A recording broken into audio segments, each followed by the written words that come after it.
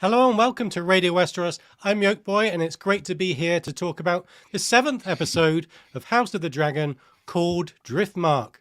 Today we'll be reacting to and evaluating this episode, as well as making plenty of book comparisons because we are fans of the books. We will avoid spoiling the future plot of House of the Dragon, but we will have a spoiler section at the end and we'll give you a giant heads up for that. So whatever your Song of Ice and Fire, Game of Thrones background, we've got a lot to offer tonight. In this episode, there was not much of a time jump from last time. We're talking weeks, not months or years. We began with a funeral and ended with a wedding. Things are unfolding pretty quickly these days on House of the Dragon. Last week, we had a close look at a new generation of characters who will inherit some of the political problems being created by their parents and elders. This week, we got to see how the fault lines of these conflicts are manifesting in the behaviors of those children. Clearly, tensions are mounting week after week, and here the gloves came off and the rivalry between the two factions began to spill over into open violence. The writers succeeded in conveying this escalating tension while simultaneously maneuvering characters into position to solidify the factions and pave the way for further conflict. The key maneuver in this regard was Daemon marrying his niece Rhaenyra to form a Targaryen power couple that will surely be a force to be reckoned with. But that wasn't the only power move in the episode, given Aemond's desire to bond with the most formidable weapon in Westeros. Both factions steeled themselves today. So we have so much to talk about today, and we can't wait to get into more depth. So why don't I say hello to my Radio Westeros co-host, Lady Gwyn. Hello. Hi, everybody. Welcome to everyone who's joining us. And hello to those of you who join us in the future. Driftmark, my favorite location. And we have so much to say about this episode.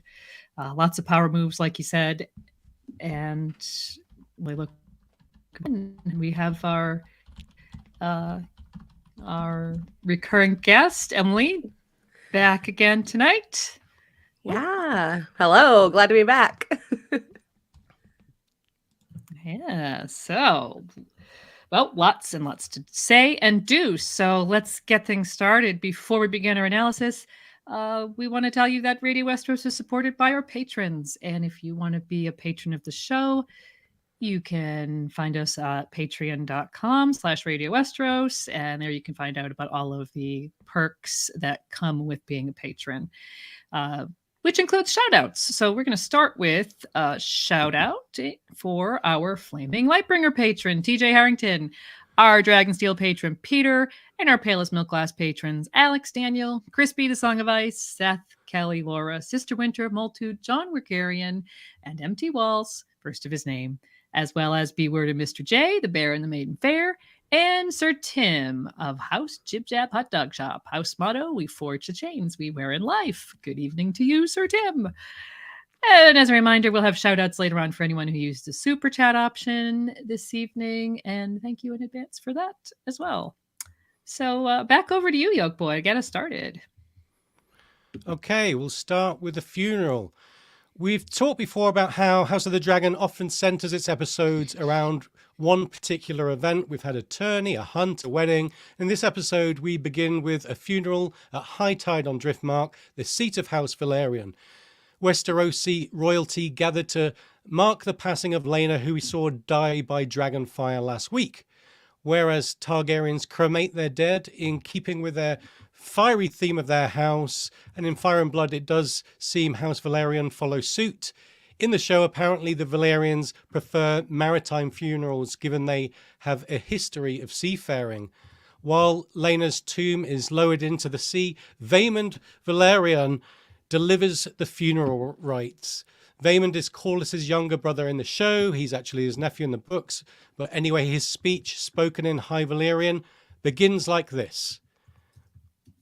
We join today at the seat of the sea to commit the Lady Laenor of House Velaryon to the eternal waters, the dominion of the Merlin King, where he will guard her for all the days to come. So the Merlin King is a god associated with the Narrow Sea. He's worshipped by sailors, and the Valyrians believe this god bestowed the driftwood throne upon them. So this is some deep lore, and although the Merlin King is a lesser known god compared to the Seven and so on, there is a statue of this deity in the House of Black and White, as well as a ship and a rock formation named after him. And although this is a serious and somber occasion, Aemond can't help himself when he mentions that Laenor's children were true born and that Valyrian blood runs true and must never thin.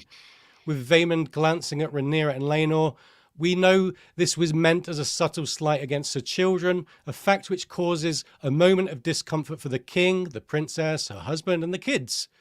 One person who seemed to enjoy the subtext, though, was Daemon, who audibly sniggers.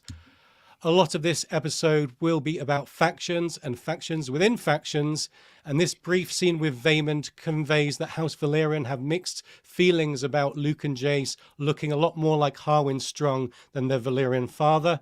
On one hand, with Jace being in line to one day inherit the Iron Throne, the Valyrian name has pride of position next to House Targaryen. On the other, this might be a superficial boast, given it seems to be common knowledge that Rhaenyra's kids do not have Valyrian blood. Proud Aemond clearly falls on the side of blood first, but the theme of blood versus name will be revisited later, Lady Gwyn. Yes, it will. One thing that occurred to me during this scene is that with these funeral rites being delivered in High Valyrian, a lot of people present might not have actually understood what he was saying.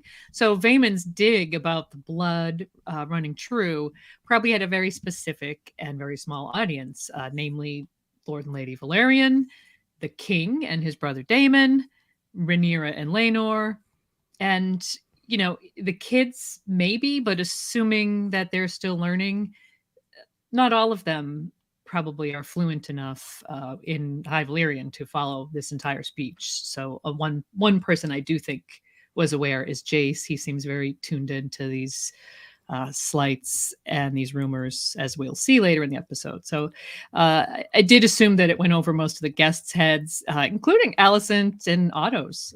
And speaking of Otto, while there probably hasn't been a huge passage of time, as you said, it's clearly been enough for Alicent to convince Viserys to summon her father.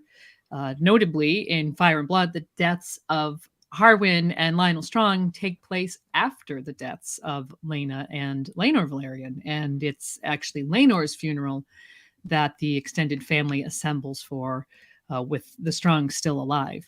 Clearly, this change was made to sort of streamline the reintroduction of Sir Otto as Hand. And sure enough, there in that funeral sequence, we get a close-up of him looking particularly proud of his little Hand of the King pin. Just sort of like, oh, look at me, Hand again. Whether Viserys considered other options to replace Lord Lionel, such as Rhaenyra or Daemon, as Fire and Blood reports, there were a number of other people under consideration. He did obviously end up in the same place, choosing familiarity over wisdom. That sounds like Viserys all the way, giving his wife an enormous measure of power with her father back at her side, while still maintaining his support of Rhaenyra as her heir. I mean, this is something that seems fairly short-sighted, to say the very least. So we also see lots of dragons wheeling in the sky above high tide. In Fire and Blood, regarding Laenor's funeral, it says, so many dragons were present that Septon Eustace wrote that Driftmark had become the new Valyria. But let's not forget that dragon is also shorthand for the human members of House Targaryen, and they're all present. This is the first time we've seen the entire house assembled, now enlarged by the births of a number of new children, like you said. Really, I think since Rhaenyra and Laenor's wedding. I mean, obviously the first time we've seen them on screen, but I don't think there would have been any other occasion in the decade that's passed where they might have gotten together off screen. So considering how smoothly Rhaenyra and Laenor's wedding went, what could possibly go wrong here? In the Inside the Episode feature, the showrunners actually noted that the wake on the patio at high tide was the first scene that they filmed with the full cast. I thought this was very interesting because they commented that the actors really had yet to get to know each other and they're all still a bit unsure and awkward. And the showrunners intentionally capitalized on that to portray this awkward family get together. Death always makes people uncomfortable. Even in a close family, people might struggle to know what is the right thing to say. But this family is the opposite of close, dysfunctional with a capital D. And so we get peak awkwardness. Much of the scene is framed from Rhaenyra's perspective as she sort of moves around through the group, family and assorted well-wishers, presumably Valyrian family and retainers. She's in constant motion, not stopping really to talk to anybody except for her boys. But her constant frame of reference is her widowed uncle, Daemon, who is a static and solitary figure leaning on the wall, very much apart from the gathering. The contrast between his immobility and Rhaenyra's almost nervous circuit of the crowd, I felt really connected them. There's almost like a line drawn between them where she's just sort of orbiting him. They don't speak a word to each other, though. They exchange a few looks. There are others in the crowd who are virtually silent, too.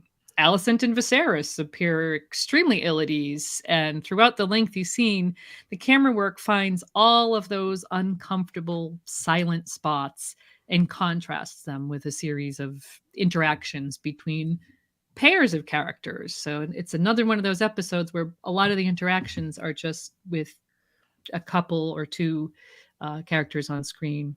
And we're going to go through that now. That sequence, starting with Rhaenyra and her eldest son, Viserys. Yeah, so like Lady Gwyn said, we do see Rhaenyra drifting kind of through the gathered family and assorted nobles, not really having a clear place. Like, it almost feels a little awkward at times where she could make contact but doesn't. The one conversation that Rhaenyra actually seeks out is with her eldest son, Jacaerys, or Jace. The two of them now share a secret pain, silently grieving Harwin while at the funeral of a more distant family member by comparison. Jace doesn't understand why they can't be at Harrenhal, and Rhaenyra has to remind him. The scene is brief but touching as we see Rhaenyra instinctively comfort her children and fall back on her role as a mother when feeling a bit out of place at the wake. As Jace walks away, Rhaenyra notices Alicent and Criston kind of giving her the stink eye, and she appears awkward and uncomfortable here. I really feel for Rhaenyra, who's been conciliatory in the past to no avail.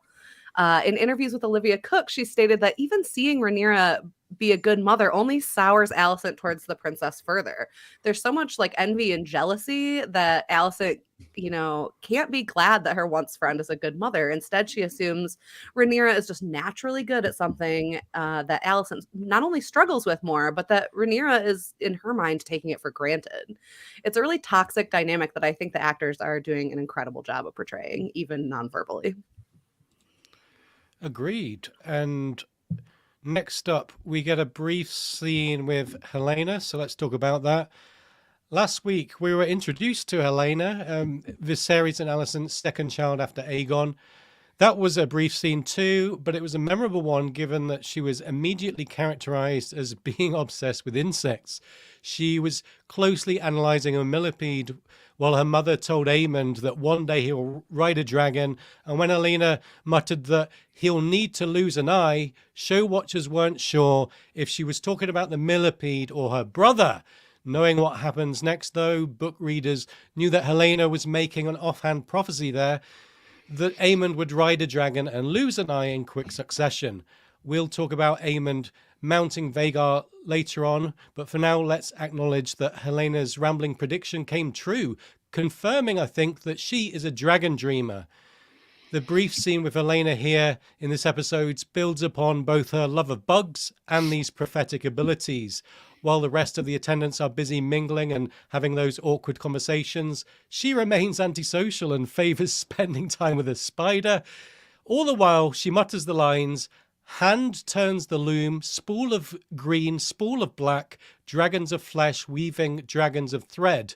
She says this phrase on repeat, and it's clear that she lives in a world of her own, given we now know her ramblings are prophetic, we can look at her lines here and wonder what they predict. Without going into spoiler territory, given she's talking about weaving with green thread, we know she's talking about Alicent and her faction and that green dress, obviously. And I think in this episode, characters have begun to call this group the Greens. Although I understand that the show is dealing with a sprawling story that needs to skirt through some of the dynamics, I do think it's a huge shame that we don't know Viserys' opinion on Helaena. While it's becoming increasingly obvious to the viewer that she has this prophetic gift, nobody in story has mentioned it. Viserys especially would surely be in awe of her if he realized that she's whispering glimpses of the future under her breath. I would just love to know what Viserys makes of her, and I'd love to know if he's even realized that she has these abilities. So Aegon and Aemond watch Helaena and find her quite peculiar. And then Aemond mentions that apparently their mother has told Aegon he will have to marry their sister in accordance with Targaryen traditions, based on what George R.R. Martin has said are about keeping the bloodline pure and better controlling the dragons. Anyway, although Aemond seems more willing to hypothetically do his duty than party boy Aegon, it seems like the Aegon-Helaena match is a done deal, and Aemond's comments that his sister is Aegon's future queen also reveals that Alicent has been anything but discreet in her insistence that Aegon is Viserys' rightful heir. Definitely. So despite the dysfunction on display between Alicent's children, we do get a tender moment of bonding between Laena's children, Laena and Daemon's children, Rhaena and Baela, and their cousin Jace. All three kids are struggling with extreme pain and loss of a parental figure, now both kind of facing life without someone who cared very deeply for them. It's a tender moment, particularly when juxtaposed with what we just saw, which was Aegon's disdain for Helaena. Considering that these kids haven't grown up together and really are just getting to know each other for the first time, it's incredibly sweet that they can find comfort in each other so naturally here. I definitely agree with that. I love that scene.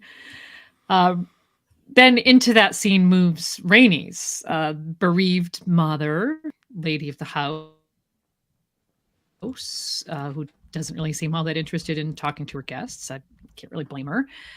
She's not the ones she's related to anyways. We get virtually no shots of her interaction with Daemon, Viserys, Alicent, to her children, or even Rhaenyra and her children. In fact, she and Rhaenyra are both similarly awkward, meet near the drinks table and appear to sort of ignore each other. I mean, you've all been there at a social gathering. You run into someone you'd rather not talk to, and you suddenly become blind. Totally didn't see them. You just turn away and pretend you were doing something else. So that was that scene. It was relatably awkward.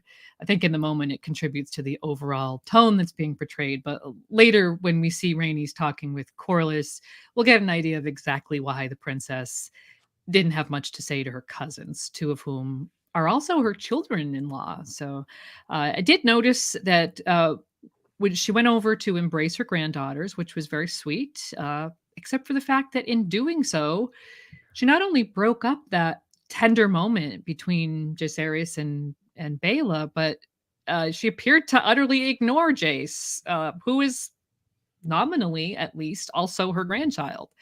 Again, peak awkwardness on all parts, a little bit of unpleasantness from the queen who never was, but apparently she can't resist the old Westerosi prejudice against bastards, and that's something I do hope that she overcomes, given how really sweet and kind Viserys seems to be. Speaking of sweet and kind children, meanwhile, Lucerys is, back kind of on the other side of the courtyard patio and is approached by his grandfather Corlys, who tells him that one day he'll be Lord of the Tides when his brother Jace is king. Luke balks at this, and Corlys doesn't immediately understand. Most second sons would be absolutely thrilled to have such a bright future, head of their own house without the need for bloodshed. Entire character arcs in the main series are focused around who will inherit a lordship. It casts a shadow over House Lannister, House Martell, House Greyjoy, House Hunter, and so many more throughout the first existing 5 books.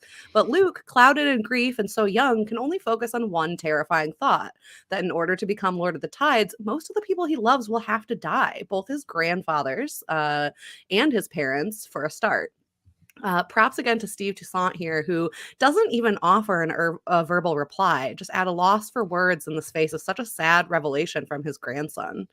In this moment and others in the episode, we can see that he truly is yet another strong role model for these boys.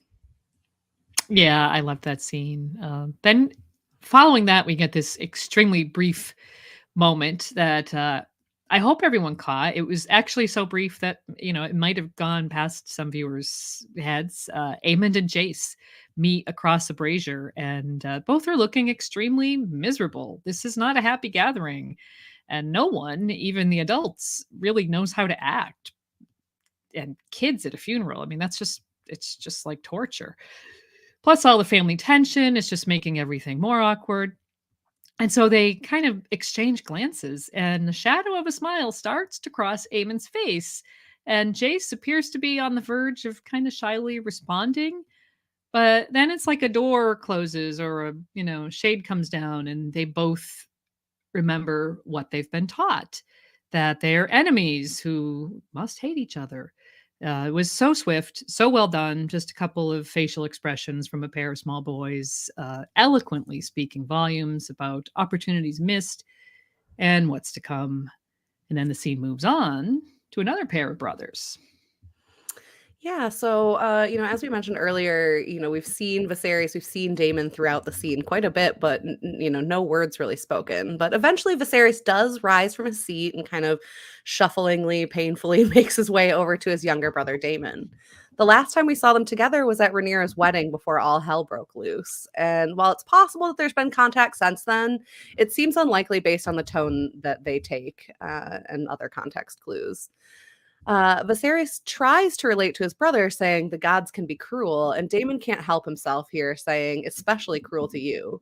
This dynamic of Daemon telling him how it is, to Viserys isn't new, and Viserys seems to forgive any potential offense, agreeing with Daemon here. Despite how Daemon handled things when Viserys lost Emma, the elder brother is trying to be the bigger person here. He offers Daemon the opportunity to return to King's Landing, offering him a place in court again if that's what he needs. Daemon, who's always resented his position as second son, someone who needs to be granted power by his elder brother, says, I need nothing. But the careful viewer might notice that he begins mouthing something that looks specifically like Rhaenyra before he bites it off, saying nothing instead. Viserys, king of the Seven Kingdoms, can really offer Daemon anything, but what Daemon really wants and needs is understanding and love, things that Viserys has always struggled to give him. As Daemon walks away from this exchange, Otto Hightower steps in to, give condolences to the widowed Daemon. However, the rogue prince is always quick with a quip, spitting back, no matter how fat the leech grows, it is always wants for another meal. This entire exchange took me back to Daemon's moment in the throne room with Viserys following Emma's death again. Daemon sees Otto for who he is, but the dysfunction in his relationship with Viserys allows Otto to keep cozying up to the king in dangerous ways. We ask a lot of what ifs during this series, but one has to wonder what would have happened if Viserys had trusted Daemon about Otto and not let him return to court.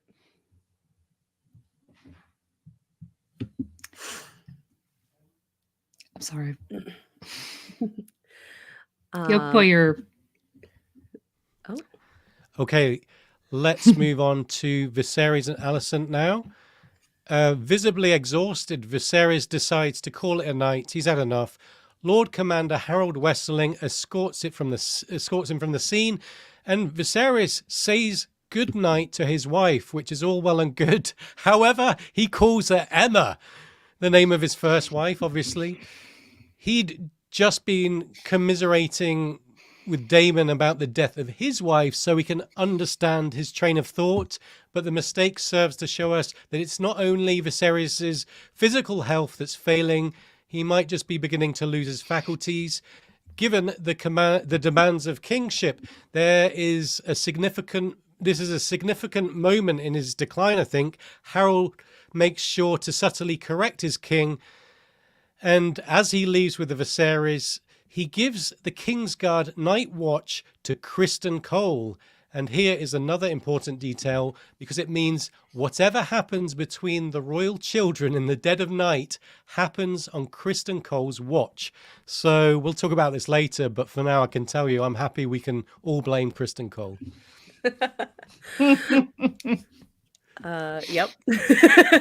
I gotta agree with that before I move on. So after a long day of laying Laena to rest and grieving with most of the court, we finally see Laena's parents, Corlys and Rhaenys, get a moment alone together in the Hall of Nine. The loss of a child is one of the hardest tragedies one can face. In the real world, it's known to tear marriages apart as each party searches for meaning or someone to blame, and, kind of something that doesn't always have meaning or blame. And the scene opens like that, with Rhaenys casting around for someone to, pin this on. Daemon, for wanting to stay in Pentos. The lack of maesters there in Pentos to help her. Corlys, who's been shown to be a very pragmatic person, pushes back on these assertions gently. He can more readily accept what happened at this stage as an act of the gods. Rhaenys says the gods perhaps scorned them for their insatiable pride. This isn't the first time that the couple has danced around this old grudge of Rhaenys' claim, or that Corlys has been characterized as the one who really won't move on from it. In the wake of the tragedy, Rhaenys cuts past even that old argument as something that she got over a generation ago, while Corlys won't. Now in her grief for Laena, Rhaenys is focused on a new goal, honoring her daughter in a way that the realm would not honor her. She proposes naming Baela and Rhaena as heirs to Driftmark. With Laenor taking care of his king consort, he doesn't need a lordship. She thinks Driftmark should pass through the Velaryon bloodline, Laena's girls, as Laenor's sons are not of his blood, Velaryon blood. Even amongst Rhaenyra's assumed allies, Rhaenys wants to acknowledge the reality of things and not let the big lie about Rhaenyra's sons deprive Laena's daughters of their home. She urges Corlys to speak plainly here. It's only the two of them. Yeah, but Corlys doesn't really seem moved by or shocked by Rhaenys' revelation. I think this speaks volumes about him. While Rhaenys is understandably upset about the continued quest to right old wrongs and how it affects her children's lives, Corlys seems much more willing than she is to accept his grandsons, or as his grandsons, the boys that Laenor has claimed as his own, knowing full well that they aren't his blood. History remembers names, not blood, Corlys says, which is a very pragmatic point of view in an era where DNA tests simply don't exist, and legally these matters hinge entirely upon a man's acceptance of children as his own. So I view Viserys and Lucerys and Joffrey, along the lines of adopted sons. Laenor has accepted them. He calls them his sons. They call him father.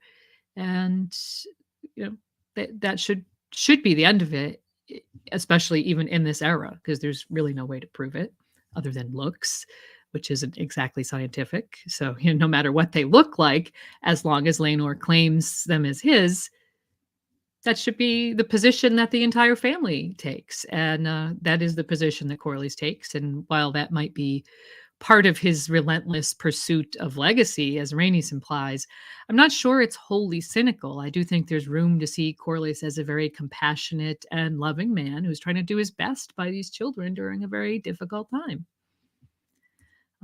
So moving on from the scenes inside of High Tide, we next move out to the beach. Kids get sent to bed. Rhaenyra and Daemon go for a walk on the beach. They have a very frank conversation about Laenor and Harwin and Laena and how their lives have gone since they presumably last saw each other 10 years ago. Rhaenyra manages to be vulnerable and yet strong at the same time. She reminds her uncle that she was a child last time they met, that she felt abandoned by him back then, and that she really needed him.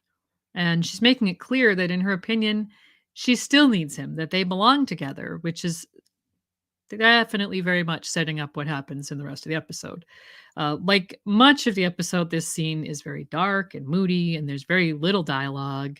Rhaenyra has a lot to say to Daemon, but he responds cautiously, almost, monosyllabic.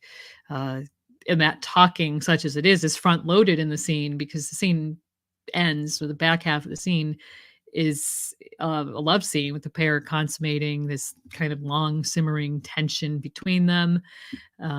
After Rhaenyra pointedly notes that she's no longer a child, we get a sense in this scene that these two are very much destined to be together, to work as a team. But their stolen moments together do come to an end when Daemon becomes aware that Vhagar is flying overhead. As an experienced dragon rider, I think he surely knows something is happening.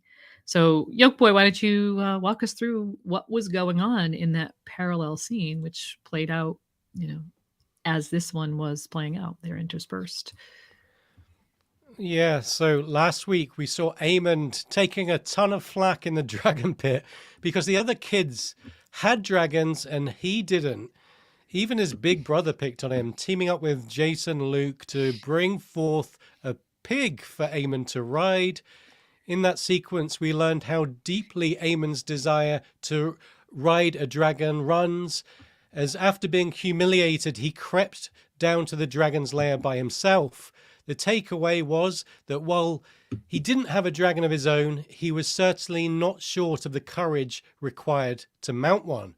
Well, this week, Aemond outdid himself. He went and claimed Vhagar, the oldest and largest dragon in the known world.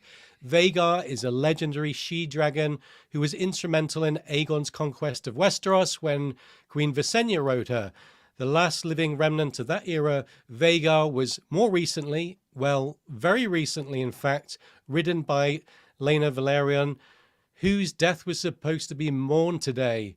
Not one to miss an opportunity, Aemond crept out on his own at night and found Vhagar sleeping in the sand dunes under the moonlight. While young Aemond is a small lad, Vhagar was absolutely ginormous. We saw Vhagar last week, but here we not only had the closest look at Vhagar, but the most detailed and extended dragon sequence in this show so far. It begins with Aemond trying to sneak close to her and mount her while she's asleep, but she's having none of it. Her eye flicks open. But Aemond is brave enough to persist in this quest and uses the lessons the Valyrian dragon tamers in the dragon pit no doubt taught him. He says Dohaeris and then Likiri, meaning serve and calm down in High Valyrian. When he climbs up to the saddle, he shouts Sevez, which means fly, and here he's trying to cement the sacred bond between them.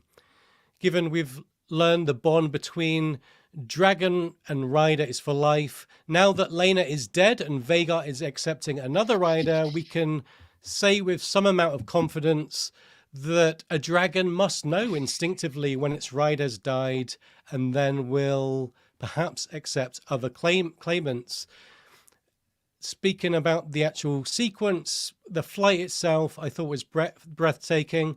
I found some of the dragon CGI in the show a bit hit or miss, but here the digital artists excelled and no expense was spared in making this sequence as thrilling as possible. Vhagar's so large, Ryan Condal has likened her to a B-52 bomber that's hard to get off the ground, but once up becomes unstoppable. Aemond was hanging on for his dear life, and after a bumpy beginning, he successfully navigates the dragon to complete the bond. Aemond now has control of the deadliest dragon in Westeros, a move that upsets his rivals in more ways than one. Yeah, it's a big deal anytime Vhagar takes to the skies, as Yoke just told us. So it's not surprising that we see several characters react to her being in the air. Baela and Rhaena in particular notice and rush to wake their cousins, Rhaenyra's children, to investigate who stole Vhagar. They find their quarry in the landing of a staircase. This is a change from Fire and Blood, where it was Rhaenyra's 3 boys against Aemond. But as Joffrey is a baby right now, and the girls have a vested interest in their mother's dragon, this change works. I know, Yoke, you'll walk us through a little bit more of the book stuff in a second. Immediately from that first line of dialogue, "It's me," we sense this change in Aemond. He's blunt and cruel to the girls when they confront him, telling Rhaena that she should have claimed Vhagar before he did. "Maybe your cousins can find you a pig to ride," he jeers, showing how deeply the earlier insults and bullying have impacted him. Rhaena rushes him and he throws her to the ground before Baela jumps in, punching him in the face and taking a much harder punch in return. In this society, even at their age, getting physical with the girls would be a big no-no, unchivalrous and unbecoming of the prince for sure. Aemon escalates, threatening to feed Baela to his dragon, who has been his dragon for about 10 minutes. The boys, he's already unlocked some new sadistic tendencies that really should alarm anyone. Jace and Luke leap to defend their cousins, and the fight becomes 4 against 1. Aemon is the eldest and strongest, and just like in the book version of this event, that's also true. The preferential treatment that he received in the training yard from Kristen Cole comes to his aid as he kicks himself free of the onslaught of, frankly, somewhat weak and childish attacks by comparison. Aemon then comes out with the bastard accusation, confusing little Luke as he raises a rock to use as a weapon against the 7-year-old. Jace, presumably terrified for his brother and provoked by being called Lord Strong, pulls a small knife, and he and Aemon struggle further.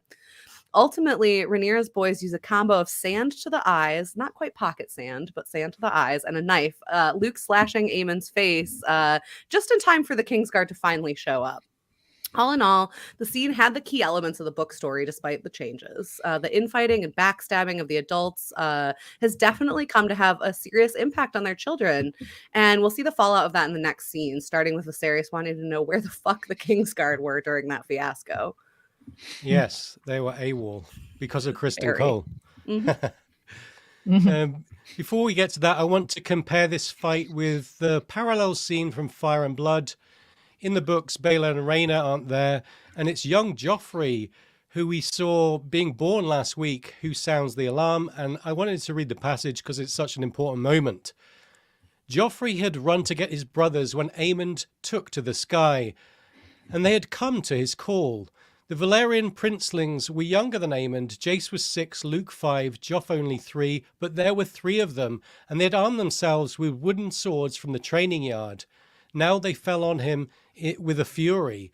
Aemond fought back, breaking Luke's nose with a punch, then wrenching the sword from Joff's hand and cracking it across the back of Jace's head. As the younger boys scrambled back away from him, the prince began to mock them, laughing and calling them the Strongs.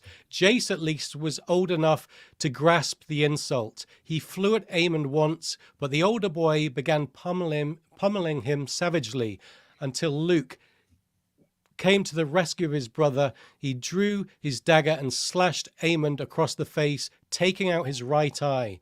By the time the stable boys finally arrived to pull them apart, the prince was writhing on the ground, howling in pain, and Vhagar was roaring as well. So there you go. That's what we were saying about the bond between Vhagar. In the books, Vhagar could feel Aemond's pain. So while I enjoyed both the books and the show, I did think it was pretty neat to include Baela and Rhaena in the fight. It worked so well, given that they knew Vhagar as their mother's dragon and so had an emotional attachment to it. And as we've said, Aemond mounting Vhagar is a potential game changer in the long term, but also in the short term, there's more immediate consequences. Lady Gwyn. Just before we move on, I just want to point out that they did change the eye. It's his left eye in the show. They swapped the hound's burn from one side of the face to the other. They always have reasons why they do this. It has to do with the actor or camera angles or something. But I love to pick up on stuff like that. So we move on to Harold Westerling and the Kingsguard arrive, pull the kids apart. This is quite a shocking moment considering he's bleeding profusely from his eyeball. So the children are taken to the king and queen in the Hall of Nine to really just get to the bottom of things. Viserys is furious and he's asking many questions, namely how Kristen Cole, an adult, tries to defect the blame onto the children, Jacaerys and Lucerys, 9 and 7. Completely avoiding the king's question about who had the watch. It was him, because why wouldn't you just try to blame little kids when you screwed up? So there is this very strong vibe of the situation at Darry with Arya and Joffrey in the Game of Thrones. You've got an impotent king kind of raging in a borrowed hall, a mother howling for vengeance, scared children who had, as so often happens when kids are left to their own devices, just got caught up in events that spiraled out of control, even down to the fact that the Greens are the first ones on the scene, along with the King and the Kingsguard, just like you had with Arya and the Lannisters, and her father, only arrived later to find her sort of standing there petrified as everybody screams at her. So definitely huge parallel there. Corlys and Rhaenys do eventually arrive, demand to know what is going on, and Rhaenyra, closely followed by Daemon, is not far behind. Add in Aegon and Helena, various Kingsguard, a maester, and a bunch of just vassals and attendants who are milling about. And this scene is really a weird mirror for the funeral scene on the terrace earlier. Only instead of awkward roaming about and light conversation, everyone's sort of standing stiffly around. Anger and emotions are boiling over. People are shouting. At one point, after the kids are asked what happened, all of them begin to speak at once, throwing accusations left and right. And the king is still trying to figure out what on earth has happened, has to shout for silence. Yeah, I really appreciated how Viserys commanded the room. Though he's old, frail, and visibly handicapped, he maintained enough authority that everyone in the room was under his power up until Alicent breaks with him. Patty Considine has brought an incredible depth to the role of Viserys. Even George says he likes this version of Viserys better than the Fire and Blood version. He's a weak king trying his best to hold everything together that seems to desperately, constantly want to break free from his control. You can feel the pleading in his command that everyone apologize and get along, the wish of an old man who's come to value family more than anything else, despite his choice of wife, his biases, and general weakness playing a role in so much of their strife. Much like we felt for Ned Stark and Robert Baratheon when they had to hand out judgment to their children, we feel for Viserys here, trying to bring justice to children all of his own blood. Yep, it's definitely a difficult situation. And certainly when the scope of Aemond's injury becomes obvious, Alicent's anger knows no bounds. She immediately slaps Aegon, blaming him for his younger brother's mishap. We actually saw Aemond sneak away earlier in the evening when Otto came across Aegon passed out on the terrace steps, kicked him awake and hauled him off to bed. So, technically Aegon could have noticed his brother lurking there, but so could the hand of the king. Aegon takes the blame again when Viserys demands to know where he heard the rumors about Rhaenyra's son's parentage. Actually, he's speaking to Aemond. Where did you hear the rumors? Aemond sort of has this moment where he looks at his mother. It's almost like he's going to say, Mom told me. But then he blames his brother. So Viserys confronts Aegon and the scene plays out just as it did in Fire and Blood. There's a quote from the book. When pressed by the king, Prince Aemond said it was his brother Aegon who had told him they were strongs, and Prince Aegon said only, everyone knows, just look at them. So in spite of Viserys commanding everyone to get along, saying, we are family, it's obvious that that's wishful thinking. A line has been crossed here that bodes very poorly for the future of this family unit. Daemon and Otto, throughout all of these proceedings, kind of keep to the periphery, observing everything, like generals marshaling their troops and evaluating the enemy. I see them each kind of making note. They nod a couple of times. So, rather than a happy, supportive unit that Viserys so clearly craves, we are shown almost literal battle lines being drawn here.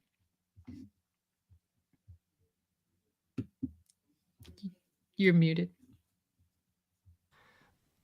Yeah, the tension is so high at this point. And so when Viserys refuses Alicent's suggestion to take an eye and even the scores, she says, if the king will not seek justice, the queen will. So she's effectively trying to overrule the king while he stood beside her in a room full of witnesses. It's quite amazing. In Viserys' words, she's letting her temper guide her judgment, and in doing so, she's directly challenging the king's authority. She then orders Criston Cole to bring her the eye of Lucerys Velaryon. This is a serious maneuver and one that puts all the eyes in the room on Criston Cole. As we know from the main series, with Kingsguard characters such as Barristan Selmy and Jaime Lannister, there can be some uncomfortable grey areas around honour and duty and vows that a Kingsguard has to face when the king or queen asks something awful of them.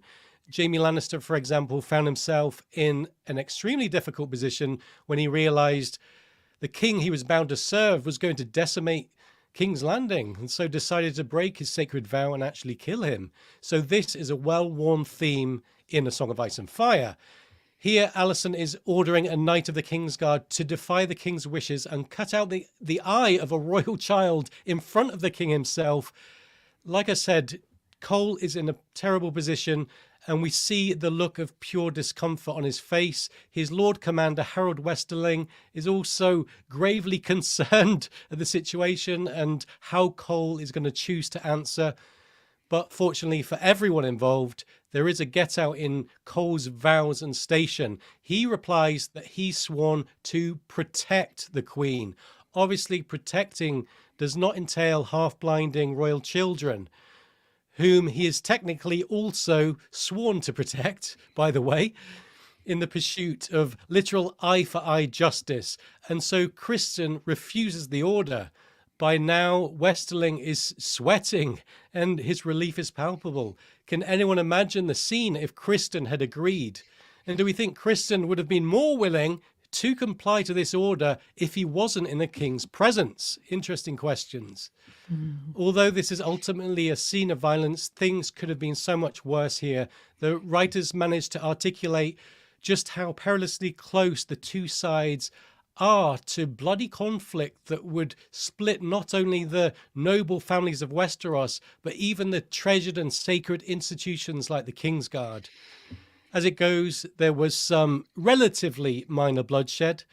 After Viserys shows his soft spot for his daughter and orders an end to the rumours of her children being illegitimate, Alicent snaps.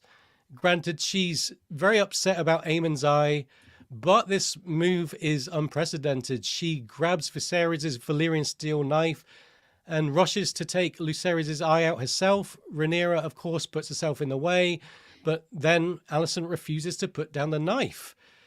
It now seems long ago when these two were BFFs sitting beside the weirwood, reading books and listening to songs. Daemon body checks Criston Cole here, and that might be a sign that he believed Criston might be willing to hurt Rhaenyra and her children if there was a way to justify it in the middle of a scramble. And so Westerling is quick to tell Cole to stay his hand. So altogether, it's a scene of chaos, Lady Gwyn. It sure is. One person who managed to more or less keep her cool is Rhaenyra. She's defending her sons. She's fairly calm. She's obviously extremely unhappy. Alicent is basically losing her shit. She's aiming Aegon the Conqueror's Valyrian steel dagger, which holds so much meaning for House Targaryen and its destiny, at Rhaenyra's face. She's sobbing and ranting to Rhaenyra about duty and sacrifice. These are things that have been demanded from her. And from her perspective, Rhaenyra has had none of those things asked of her, although we know that based on Rhaenyra's earlier conversation with Daemon on the beach, that she would disagree. She feels very much that she has had duty and sacrifice as, major themes in her life since she was named heir to her father. Rhaenyra turns the mirror on Alicent, calling out her sort of self-righteous behavior and telling her old friend, now they see you as you are. The gloves are finally off between these two, and Alicent, probably feeling that she's revealed too much of herself, slashes at Rhaenyra in frustration. And with a deep slice in her left forearm, Rhaenyra is left fairly horrified by this act of violence. So we know from other transgressions that we see throughout the series and the canon that it's death to strike at a royal prince. But what to do when the aggressors are other princes or the queen? This is a conundrum, and Viserys chooses to focus on stemming the immediate argument and threatening that anyone, and from fire and blood, he means anyone, man, woman, or child, noble or common or royal. I think emphasis on royal. Anyone spreading rumors about Rhaenyra's sons would have their tongues removed, and that's all he's going to focus on. So he orders an end to the proceedings, basically glossing over this break that his wife has had. And then Aemond tells his mother not to mourn him, saying, I may have lost an eye, but I gained a dragon. Fire and Blood reports that he lost an eye and gained a dragon that day and counted it a fair exchange. And with his missing eye being equated with a gift or a sacrifice, Aemond takes on strong vibes of Odin the Allfather, the Norse god who sacrificed his own eye in exchange for gaining divine wisdom and becoming omniscient. While we can't really attribute omniscience to Aemond, having Vhagar on Team Green certainly contributes a sense of omnipotence for who could stand against the oldest and mightiest dragon of them all. There are two people present in the hall who seem to fully appreciate this fact, and those are the two generals, as I mentioned, Daemon Targaryen and Otto Hightower, taking it all in and both very conscious of what Aemond and Vhagar means for the Green Camp. Then in the next scene, we actually get to hear from Otto how he feels about the whole situation. Yeah. Alicent got her wish last episode as she now has her father back, a hand who is sympathetic to her. And yet, when Otto comes to these chambers she's staying in, she's immediately kind of cowed by his presence, reflecting on every action that she took with intense scrutiny, predicting her father's scorn. Considering the boldness she displayed in the previous episode, it's almost jarring to see her kind of fall back in this role, but this contrite, controlled daughter now that Otto is back. But there is a little different feel to it in how she structures it. It's the first we've really seen, Olivia Cook get any opportunity to interact with her on-screen father, though, those interactions between Alicent, the younger Alicent, and Otto were one of the cornerstones of her performance. So, again, yet Alicent's expectations and ours are subverted here. Otto chooses not to reprimand her as she expects. He agrees with her analysis, but there's not the scorn there that she expected. Instead, we get the line that we saw in some of the earliest released footage. We play an ugly game, and now for the first time, I see that you have the determination to win it. My sister and I were actually discussing this episode, and she said that it felt like a new phase in their father-daughter relationship where Otto sees her as an adult and a player for the first time. Rather than Otto maneuvering her in using his position of authority as her father and as the hand, they're now working together as a team with a common cause to secure their line's ascension to the Iron Throne. The focus is no longer on if Rhaenyra is the enemy, but how to stop her and her sons at all costs. Alicent has made do with tenuous allies in the explosive Criston Cole and the very creepy Larys Strong, but now with her intelligent, calculating father, her brave, roguish son Aemond, and his newly claimed Vhagar, who again is the largest and most formidable of all living dragons, the Greens have assembled a much more formidable challenge to Rhaenyra and her Blacks. Speaking of Rhaenyra, her side seems to lack advantages right now, so let's circle back on that, Gwen. You're muted. Gets us every time. We have a dog barking downstairs. So we have to keep muting, but it's a headache to keep remembering to Sorry. unmute. You don't just put her in your lap and feed her treats on stream. That's fun. Oh, she's with our daughter, but She's a bit big. she's being particularly Yeah. I don't think Tessie is lap sized. So. Maybe someday. All right. So as I was saying, when you couldn't hear me, following that confrontation in the hall, Rhaenyra is having her wound tended to by the maester. And by the way, I am very impressed with the not only the maester's stitches and the speed with which they apply them, but also with both Rhaenyra and Aemond for sort of sitting there and taking it without any kind of painkiller. So that's is an interesting scene, both of them. Laenor comes back. They'd been looking for him before. No one really quite knew where he was. He's been out all night, probably dealing with his sorrow over his sister's death. And he's clearly struggling as well with his inadequacies as a husband and father. It's a we need to talk moment where Rhaenyra, once again being extremely frank with one of the men in her life, just lays everything bare. Laenor seems full of self-loathing, but Rhaenyra responds with kindness, and it's really refreshing to see the obvious affection that these two have for each other. Possibly another thing for Alicent to be jealous of her former friend for, as Rhaenyra seems to possess a gift for personal relationships that her stepmother lacks, whatever else her faults may be. And she's got whatever they think of her marriage and the parentage of her children. It's obvious that Laenor and Rhaenyra really do care for each other.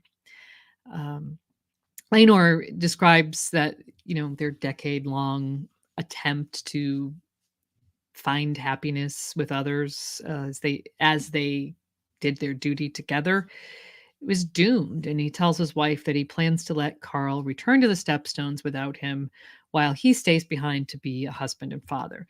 When he tells Rhaenyra, "You deserve a husband," we can see on her face that the talk she had in mind was something other than encouraging Laenor to be better. I think the plan we see unfold throughout the next several scenes has to be formed, or at least forming, in Rhaenyra's mind at this point. She had already decided that, as things stood, the husband she deserved and needed is Daemon Targaryen. I think it'll soon become clear that the conclusion of this conversation, which takes place off screen, involves some very serious decision making, and we'll have more on that shortly. Yeah. Following the funeral and the violent aftermath, Viserys and his court depart Driftmark. We've seen a lot of the king's travels in this series, which is a nice nod to the Targaryen tradition of royal progresses. It's enjoyable to see them on screen, as we only really saw one such journey in Game of Thrones when King Robert comes to Winterfell to offer Ned the hand-shipped. But continuing with travel like that during wartime was, of course, not feasible. I've enjoyed the use of the royal wheelhouse as a backdrop for little character moments like the one that we get here with Viserys and Alicent. Her father instructed her to be penitent and play her role, saying the king would have no choice but to forgive her. And of course, Otto is right in this. Viserys is just tired here. And before Alicent can even, formulate any kind of apology, he tells her to speak of it no more. The king is a patient and forgiving man who, in his failing health, only seeks for his family to be whole. This, as Larry Strong might say, is a weakness in him, as wishing this to be true does not actually heal any of the wounds between the blacks or the greens. Getting to see this moment unfold sets the dynamic for the coming period, going into another time jump between episodes 7 and 8, as does the rest of the royal departure. We see the Targaryen ship setting sail back to King's Landing with Viserys, Alicent, their 3 children, the Kingsguard, Otto, the reinstated hand, and Larys Strong. In the skies above, we see the current dragons allied with the Greens, all ridden by Viserys and Alicent's children. We've got Aegon's Golden Sunfire, we've got Helena's Dreamfire, and of course Vhagar, newly claimed by Aemond. We'll cover that a little bit more in Dragon Watch, though. A powerful finish for the Greens.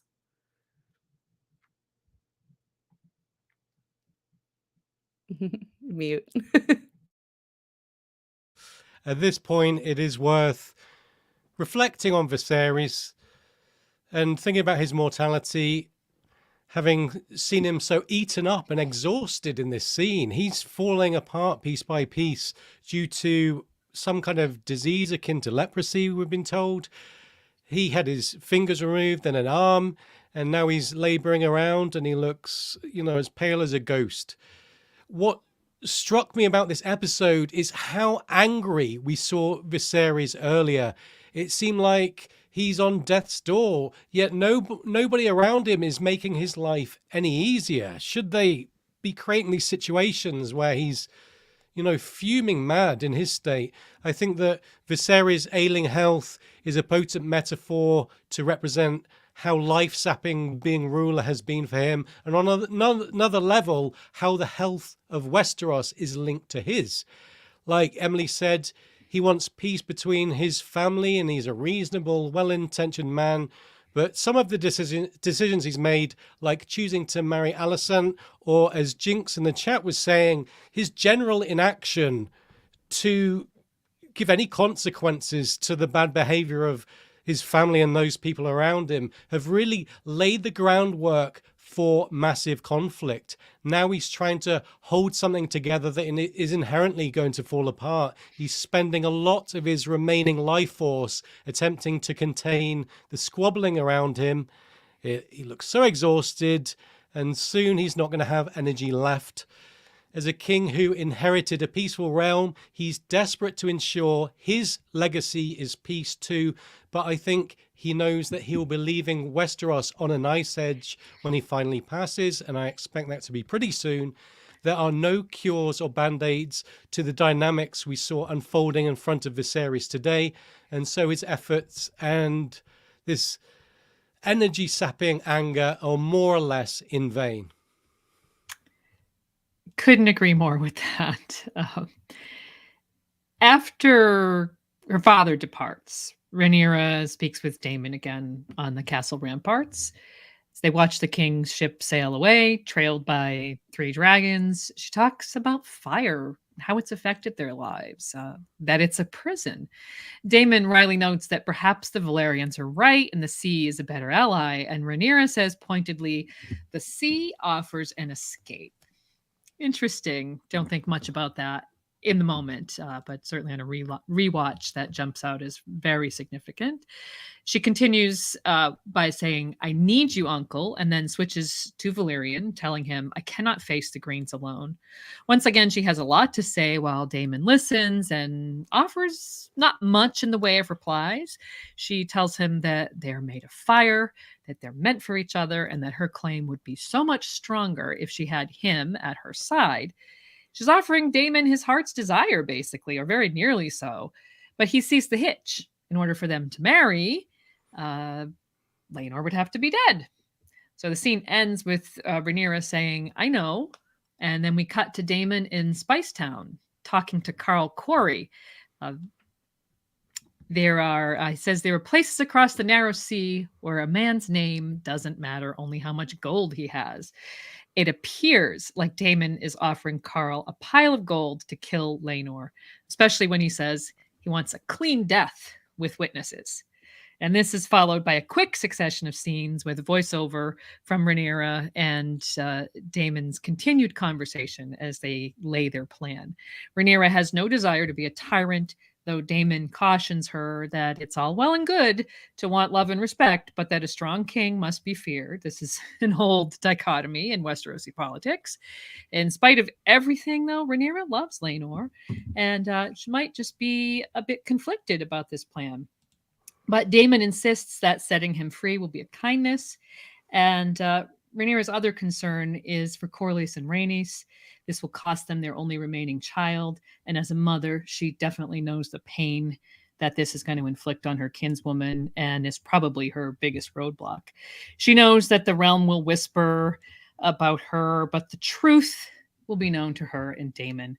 Their enemies, on the other hand, won't know what they're capable of, and that will make them think twice.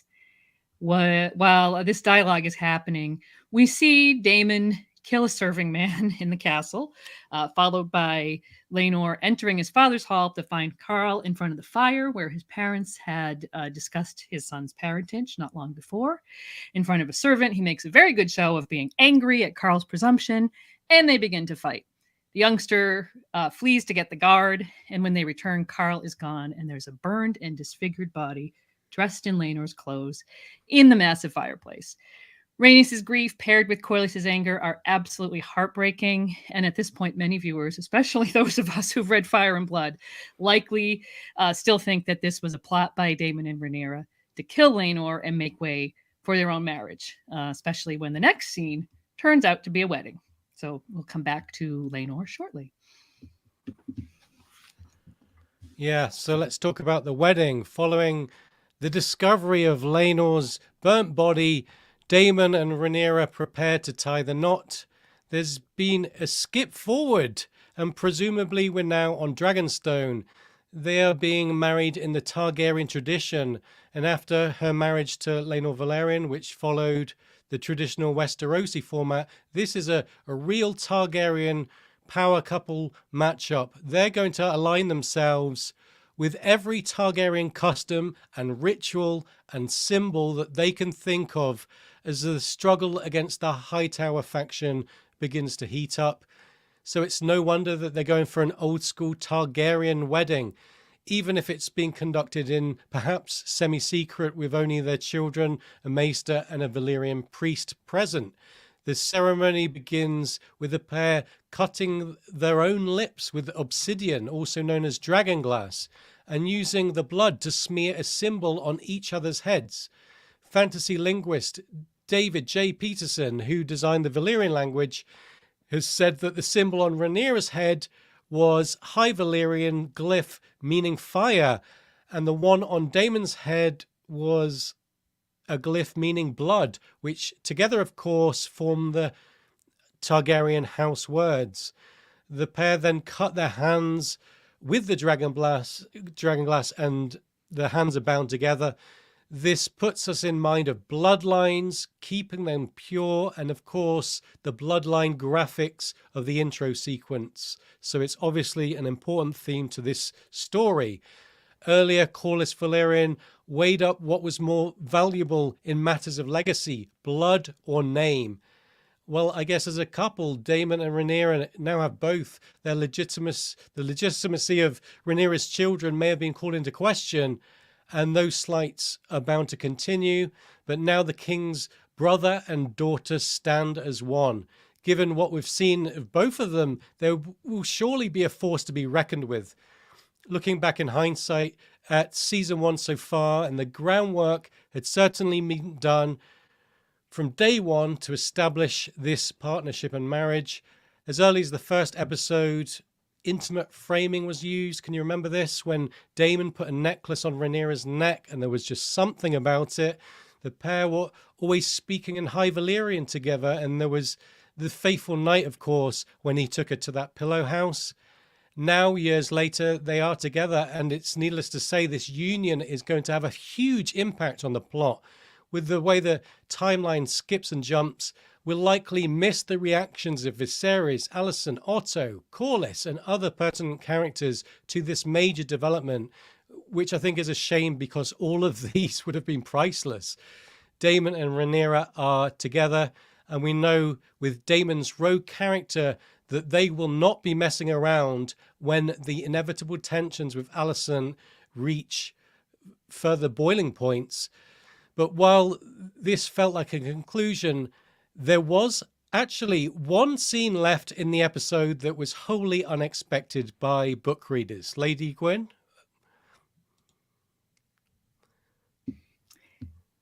Just want to give Emily 1 minute thank to you. Yeah. respond to it. There was a super chat I wanted to mention regarding the wedding. Sorry. So Lady X asked us, how long did it take to get all the costuming and that scenery ready? How quickly could this really have happened? And I did watch some interviews with the costumer who mentioned that in making these costumes, they not only needed to look ceremonial, but they needed to look very ancient. So I think the costumes were meant to have been an heirloom that was probably already on Dragonstone, where this wedding presumably took place. That's definitely where it happens in the books. So, while the set dressing and some of that might have taken a little time, I actually think they probably could have pulled this off fairly hastily upon their return to Dragonstone, based on that kind of ancient antiquity going into the costumery. That's really fascinating, actually. Just the thought that they just kind of have all these things lying around Dragonstone. Yeah. Okay. Show me more Dragonstone. Yes, right. All right. Well, let's get to that final scene in the episode. As I mentioned, the sequence of events with Carl and Laenor plays out. Fire and Blood readers more than likely remembered the various reports about the death of Laenor Velaryon. Gildane states plainly that Laenor was killed by Carl Corey, who then fled to a waiting ship to vanish from history. He adds the fairly mundane perspectives of Melos and Septon Eustace, who more or less agree with what he's saying, before offering Mushroom's version. Quote, Prince Daemon paid Carl Corey to dispose of Princess Rhaenyra's husband, arranged for a ship to carry him away, then cut his throat and fed him to the sea. A household knight of relatively low birth, Corey was known to have a lord's tastes and a peasant's purse, and was given to extravagant wagering besides, which lends a certain credence to the fool's version of events. So Daemon's use of that exact phrasing when he's speaking with Carl in this episode about a lord's taste in a peasant's purse, and his subsequent offer of gold, no doubt convinced many of us that Mushroom had it right. And I don't think that non-book readers fared any differently, since this was a marvelously set up misdirection.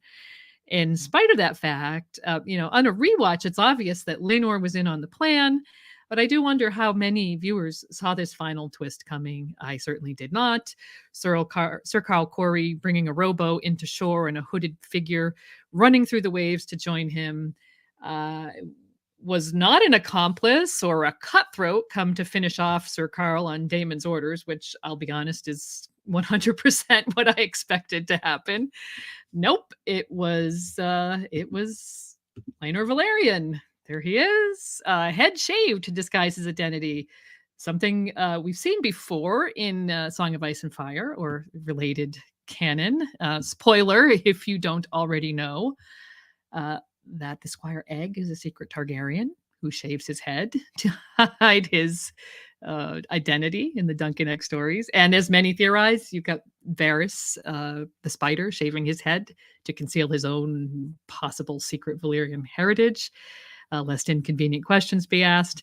Anyways, I thought of those bald guys with silver hair when I saw Laenor, because of course it wasn't a perfect solution. This plot had victims: Laenor's parents, his sons, who had only just suffered the death of Sir Harwin, most of all the nameless serving man whose corpse stood in for Laenor's burned body. Against all of which, I suppose one could argue that Rhaenyra was focused on her own duty as Viserys' heir and as the next in line to carry the knowledge of Vaegon's prophetic dream for the future of Westeros. To paraphrase Rhaenyra and Daemon's descendant Stannis Baratheon, what is the life of one man against the fate of the kingdom? Davos Seaworth obviously begs to differ, and I think that is probably one of the central tensions of the larger story of Westeros over many generations. It's one we're not going to solve tonight, so let's pour one out for the anonymous serving man and leave it there for now. Yoke Boy. Okay, so I think it's time, after we've walked through the episode, we've still got plenty of things to talk about. I want to lighten the mood and do Dragon Watch and Champ or Chump, our two featurettes. So, Lady Gwyn, how was Dragon Watch on this episode? This week on Dragon Watch, Yoke Boy, Driftmark became a new Valyria with 7 dragons seen in the skies above. We had Vhagar, Caraxes, Syrax, Melee, Seasmoke, Sunfire, and Dreamfire. Helena's Dreamfire hasn't been seen up close yet, so we don't really know exactly what she looks like. She was shown only as part of that trio of departing dragons, so we just saw her vague shape. across Blackwater Bay. But we did get our first glimpse of Sunfire on the ground. Yes, Sunfire. And we have to assume that Vermax and Moondancer may have also been there as part of that whole new Valyria thing. They weren't seen, not that I saw or noticed or talked to anyone about. So I believe, yes, 7 dragons with the potential other 2 dragons that we know about in this season so far, maybe hiding in the background there. Didn't they say that there would be 9 dragons this season? Yes, is that they right? did. And if we go to the HBO website where they have their dragon guide, they actually list 10 dragons. They include Balerion because his skull is seen repeatedly in that temple area inside the Red Keep. So so I think we've pretty much seen all the dragons that we expect to see, although like I said, we have yet to see Moondancer and Dreamfire sort of up close. So I did talk to our, Queen of Dragons, Sanrixian, who I asked her, we didn't really get to see much of Dreamfire, and she said that Dreamfire is blue with silver wings and accents. So a nice kind of, contrast to Aegon's Sunfire. Very much so, and very much looking forward to seeing her something a little different from. I've talked a lot to Sanrixian about dragons too, and I'm always joking how they are, with all the reds and the browns and the golds. It can be very difficult to tell them apart when they're in the dark, like in the dragon pit. Or, I feel like I'm that crime show, like enhance every time I'm watching. It's like if we can see like the outline of its horns, maybe we have a prayer. But yeah, it'll be nice to have blue silver dragon. yeah I don't know about you, but sorry, Oak. I was just gonna say, I think like my favorite shot of the dragons of all time happened in this episode, which was Vhagar in front of the moon. I know you talked about it in that segment, but oh man, it's gonna be, I mean, I'm sure that when we get into a little bit more dragon on dragon action later on, that there'll be some things to rival that, but so far, wow, that was just stunning to me.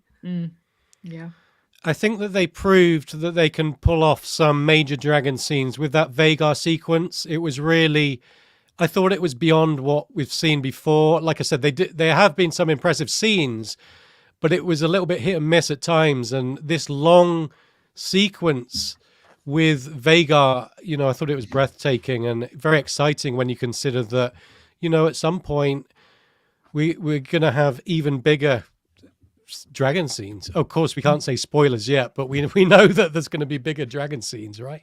Of course, inevitably. Okay, so let's move on from dragons. As exciting as it was, we could talk about that all night. Why don't we do our champ or chump? We talk about the very best and very worst characters of the week in a lighthearted way. Why don't we start with the champ of the week? Lady Gwyn, who's your champ?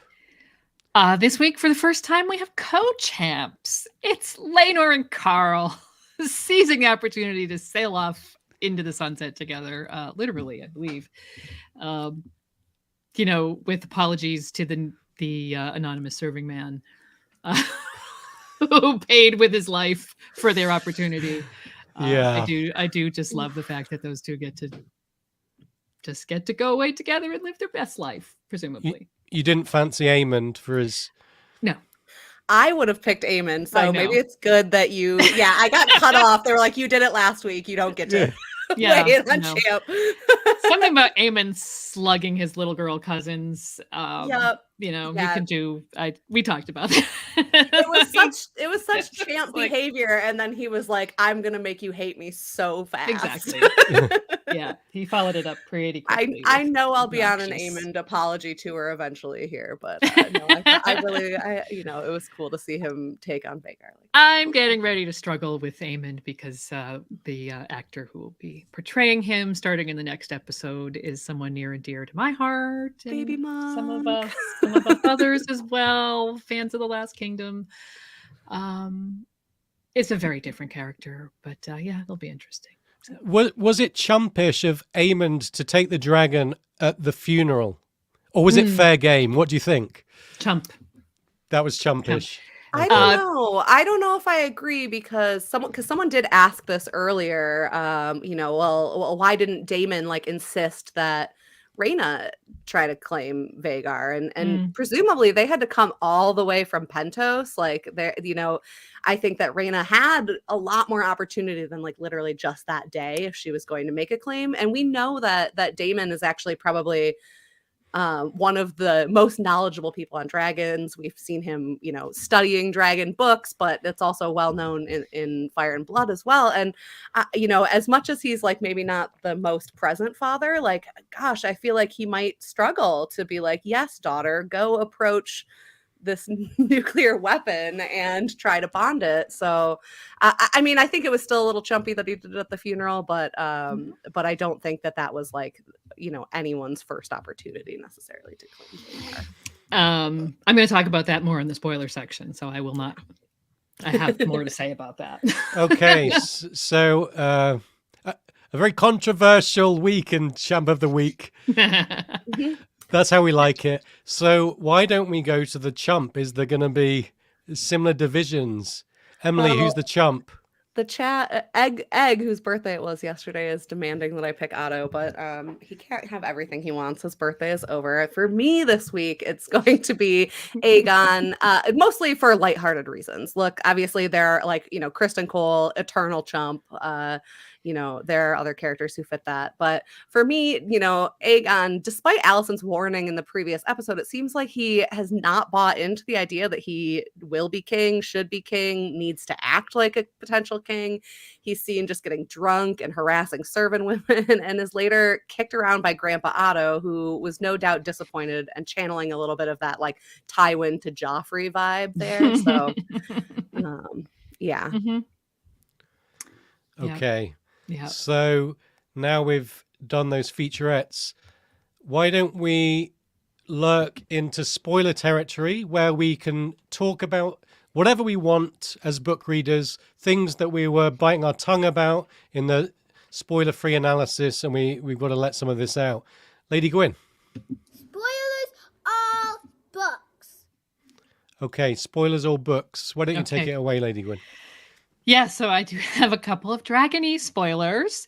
First of all, it appears like we're not going to get Alicent and Viserys' youngest son, Daeron the Daring, unless they bring him out of the woodwork in the next episode, maybe two. I think that we're going to be left one fan favorite dragon, or at least dragon rider, short in season 2.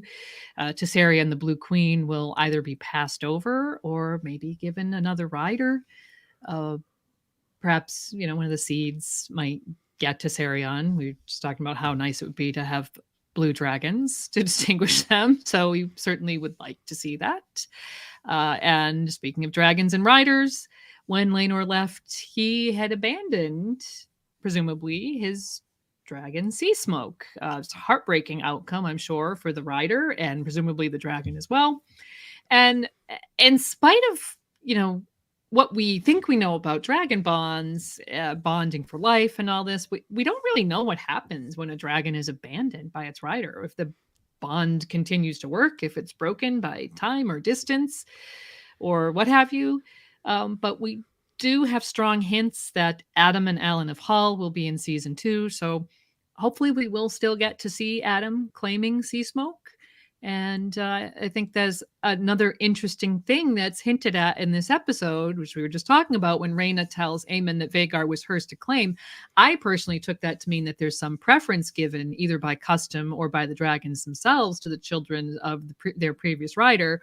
And regarding time elapsed, I would just suggest that out of decency, it could, if this is a custom, that perhaps the custom is that you hold off until the previous rider is actually buried or burned or what have you. So that was my take on that. If you consider that Adam and Alan are Laenor's sons, as I do, and hit me up outside of the stream if you want to know my reasoning for that, because I don't want to go into a big long essay on that at the moment. I think that the potential dragon and rider pairing becomes so much more poignant for Sea Smoke. I really hope we do get to see it for his sake. So, and you have something. Yes, I do. I've talked most of the Velaryons, so let's round that out. This week, I want to talk a little bit more about Daemon and Laena's daughters, Baela and Rhaena. Twins in the books, although I think it's a little unclear in the show. These two are born in Pentos, but didn't stay there nearly as long as the show portrayed. Laena and her family did indeed return to Driftmark via ship when the girls were only half a year old, with Daemon following overhead with the dragons. In Fire and Blood, we learn that the twins are betrothed to their cousins Jacaerys and Lucerys Velaryon at the age of 2. Someone in the chat actually earlier was asking why wasn't one of them maybe betrothed to Aemond to try to heal the wounds, and I think the show's got some things that they're going to do, I think, next episode. But in the books, that wasn't really possible because they were betrothed literally as toddlers. There's no hint of that, the betrothals having already occurred in the show yet. But with the recent marriage of Rhaenyra and Daemon, it's likely that they'll make the betrothals into something in the remaining episodes in season 1. One thing that I really enjoyed this episode was seeing that this sweet bond begin to form between Jace and Baela, who were holding hands after the funeral. Jace and Luke were also quick to jump to Baela and Rhaena's aid when Vhagar was spotted being ridden around Driftmark. As we learned in the previous episode, Baela has already bonded a dragon, the hatchling Moondancer. It's possible that they chose to give Baela her dragon first to distinguish her as the more adventurous or bold sister, something that is definitely true later as she hits adulthood. Rhaena also becomes a dragon rider, but much like the show portrays, her struggle to claim a dragon is more complicated. Her initial dragon egg did hatch, but the young dragon died pretty immediately in infancy. Later, she's given an egg from one of Syrax's clutches, that's Rhaenyra's dragon, who eventually hatched into the dragon Morning, born too late to be of any use during the impending war. There's much more to be said about these amazing girls, but I think I've covered what will be relevant this season, so I look forward to talking about them more in the future. Yeah. I have another thing that has to do with a concept that was introduced in this episode by Alicent, the idea of an eye for an eye. I mean, she didn't make it up herself, but it was introduced into this storyline by her. Assuming the show follows Fire and Blood as closely as it has, Aemond will still be spewing this line when he and Luke meet at Storm's End, which we do expect will happen in this season. Echoing the words we heard from Alicent in this episode about a debt, Aemond will demand of Luke, according to Fire and Blood, "Pay the debt you owe me. You have a knife, just as you did then. Put out your eye, and I will let you leave." The Lord Baratheon will make them take it outside like a good bouncer. We all know what happens next. And the death of Lucerys Baratheon will lead to the blood and cheese incident, and so on and so on.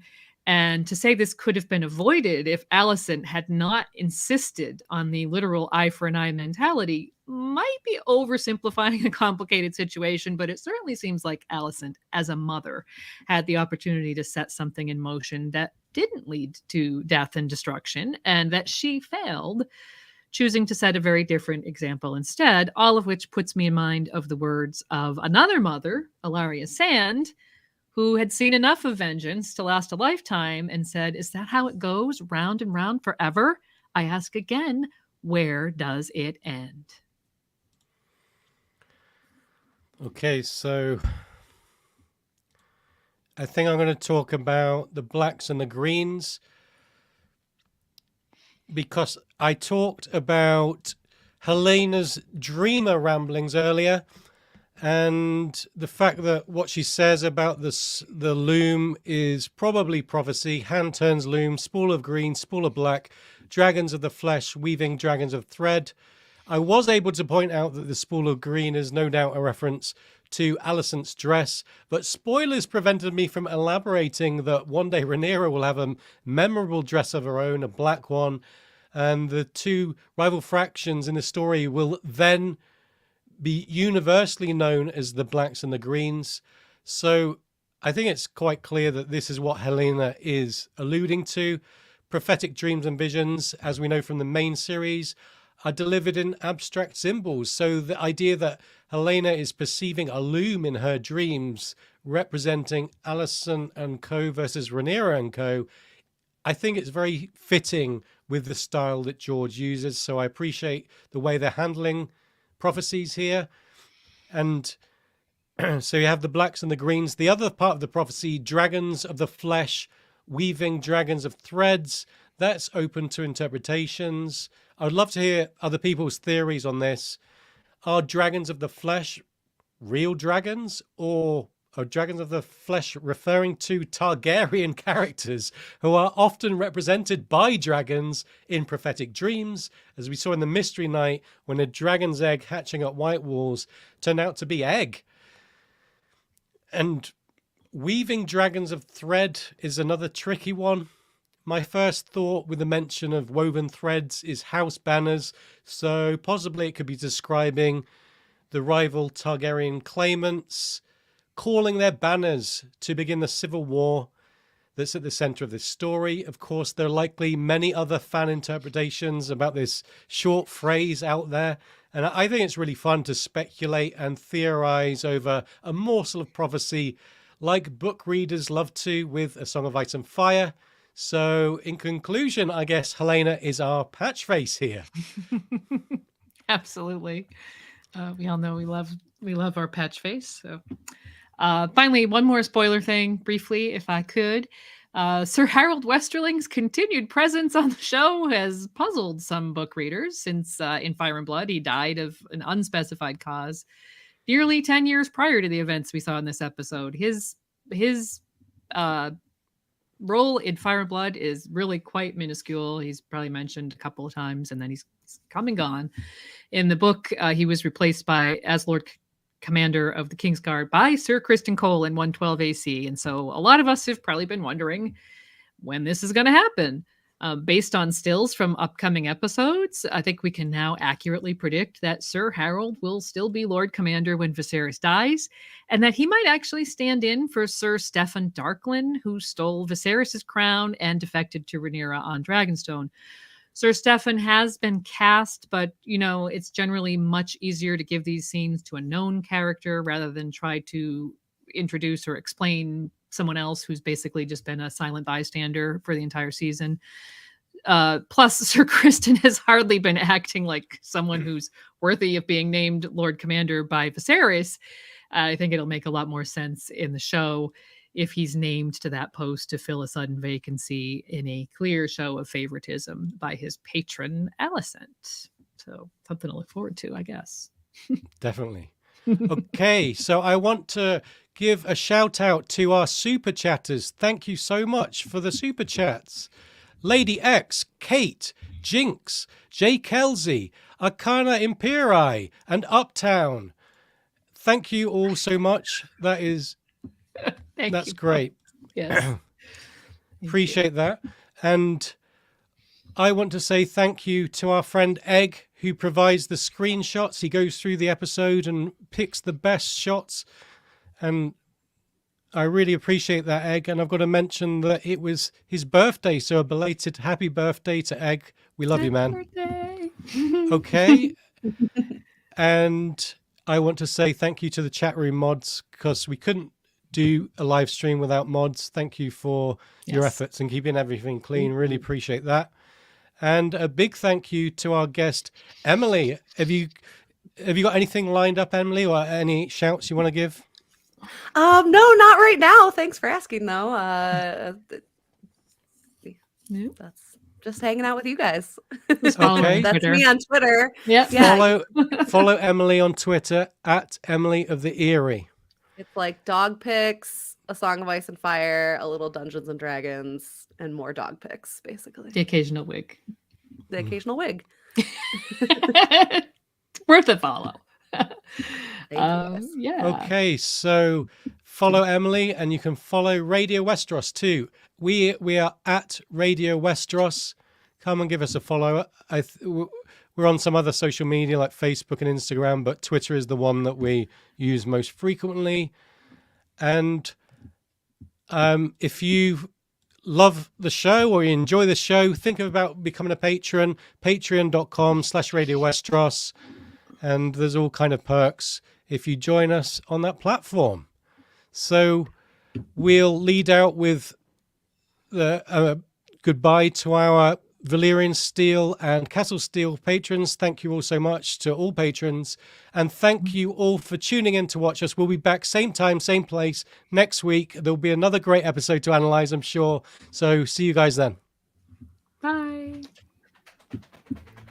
Radio Westeros is supported by patrons. Thanks to all of you, including our Valyrian Steel patrons. Aileen, Akiva of House Hunt, Akka from Ashai, Oxheart, Amber the Adamant, Anna, Hortense of Ashai, Arshia, Blight Spirit, Archmaester Kobe of the Higher Mysteries, Cabot the Unfrozen, Marge of the Mage, David, Dean, James K., Lord Sosa and his faithful canine companion Theoden, Jill, Miss Jody, J.M., Herbert Westeros, the Miskatonic Maester, Epimetheus, Juna of House Aiko, Casey, Lady Silverwing, Infandaris, the Unspeakable Terror, Luke, Mark, Boss, Noble Sir Matthew, Sword of the Early Moon, the Sithorian, Sally, Sheila, Tristis Lorien, Wild Child of the Wolfswood, W, Sword of the Evening, and Lady Direliz of Castle Naki, the Alpha Patron. And our Castle Steel patrons, AJ, Aegon VI, the only Arsling you need, Alex, Ali B, Ali C, Amber, Ashanat Yara, Oakenfist, Bran the Builder, Brian, Camille, Casey, Charitable Rereadings, Chris, Christian, Maddie and Jessica, Sir Clint the Andal, Sir Duncan Cole, Convenience or Death, Sir Archibald Cadogan, David, Dimitri B, Dennis, Esme, Liza, Emily of the Eyrie, Ezra, Felix, Sir Gladworth, Greg, History of Westeros, Brendan B. Fish, Goldie Juke, Jim McGeehan, Winter's King, John Aris, writer of the Ice Dragon Cenarion, The White Storm, Sir Gage, Armorer of Castle Greyguard, Julie Beth of Tarth, Judson, Archmaester June, Healer of the Lesser Poxes, Katie, Lady Kelly, Mistress of the Old Bay of Crabs, Mathos of House Baratheon of Dragonstone, armed with the Valyrian sword Malice, Tree Girl, Sir Galahoo of What, Lena Snow, known as the Twilight Star, Lemba, Liston, Nessie the Questing Beast, Monaro Geek TV, Maria, Margareta, and our cohort of Matts, Matt A, Matt C, Matt K, Matt L, as well as Beatrix Rainfall, Maester Mary, Michael M, Anime Lover Nicole, Nimble Nick One Iric, Patrick, Peter Pebble, PJ, Paul B, Paul H, Richard, Sam, Sarah, Sean, Sir Daniel the Sneaky Russian, Sir Swift the Peppered Knight from the House of Black and Grey, Shari, Cern, Kaiser Susie of the Free Folk, Terry, Sir Terence, Knight of the Cedars, Theo the Cannibal of Casterly Rock, Haima Helmint the Sellsword Sentinel, Valen Valentine, Maiden of the Black Frost, Virginie, Quarren Halfhand, and Yvonne. If you enjoy the podcast, consider being a patron and you could be hearing your name here too. Visit patreon.com/Radio Westeros for details. Don't forget to like and subscribe. Thanks again for joining us. We'll see you all again next week. Bye for now.